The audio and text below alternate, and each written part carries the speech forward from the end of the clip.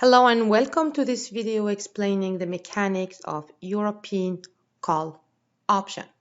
Just to remind you that a call option is first of all a derivative, and if you buy a call option, this means that you have the right and not the obligation to buy the underlying asset at maturity at a pre-specified price. We will be discussing European call option. These options are called European because you exercise your right only at maturity of the option. So I have an interesting example to explain today, to show you today, which is European call options on Apple. So you see that this is how we refer to options. We start with a ticker for the underlying asset, which is AAPL, the maturity of the option, which is June 15, 2017.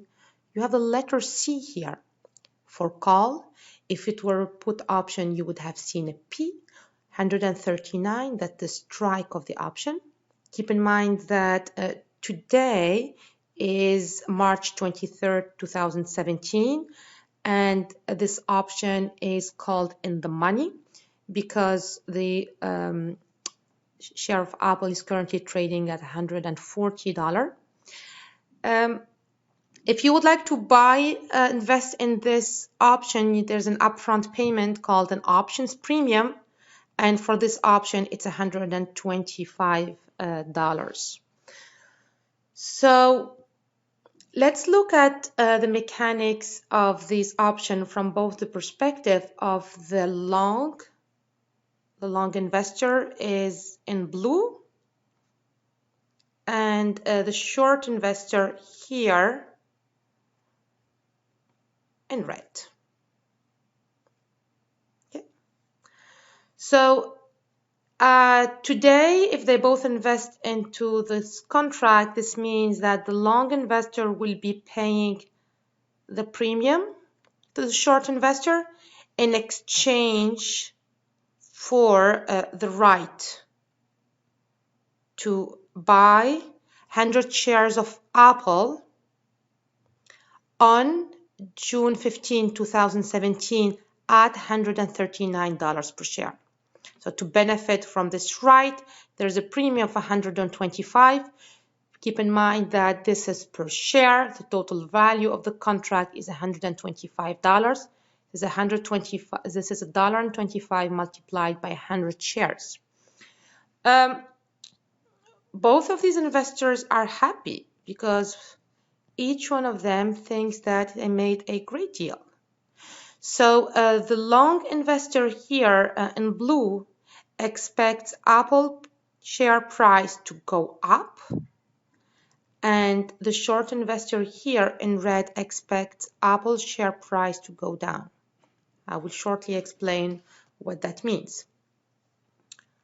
So here, let's see what happens at maturity. So if you invest into this option today, what you want to know today is how much money will you make were you to hold the option until maturity, because remember that options are exchange on exchange and you can buy or sell the option at any time before maturity. But if you hold on to your option until maturity, then basically there are two scenarios. The first one is that the stock price or the price of share of Apple at maturity, that I call ST, is above the strike. The second scenario is that the stock price is below the strike. Okay. So what we want to know is what happens to both our long and short investor. Okay.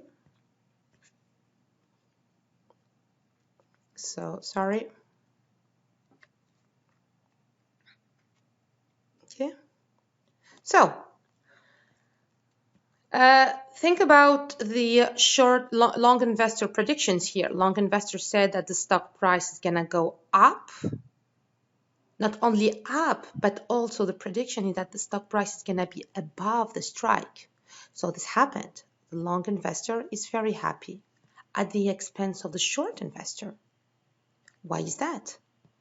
Simply because the long investor will actually be paying $139 to buy 100 shares of Apple that are worth a price of ST which is above 139. Think about cases where Apple is trading at 140, 141, 142, 150, who knows?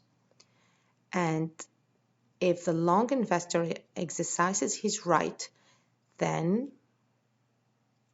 the short has to deliver shares of Apple to the long investor. Why is she upset here? The short is upset because basically she is selling to the long investor 100 shares of Apple at $139, where these shares are worth much more than that on the market. So think about a case where the short investor here does not own shares of Apple in her portfolio to deliver them at the maturity of the contract. She will actually have to go and buy these shares of Apple on the market at this higher price and immediately reselling them $139. Obviously, she's making a loss here. The best that could happen to the short investor here, and in these cases, she's happy at the expense of the long investor actually. She's happy because the best that could happen to her is that the long investor walks away from the contract and there is no exchange that takes place at maturity. So the short investor walks away from the contract, loses the premium or the upfront payment here, and the short investor keeps the premium. Why does the long investor walks away from the contract? Simply because in the case where at maturity the stock is worth ST less 139, let's say $138, okay? Let me give you this example. Would he buy the shares at 138 on the market or at 139 by exercising his right? Obviously, he wants to pay the lowest price. So this long investor will not exercise his right. And if he needs to buy 100 shares of Apple, he will pay ST or the market price. And this is the end for a European call option example. Thank you.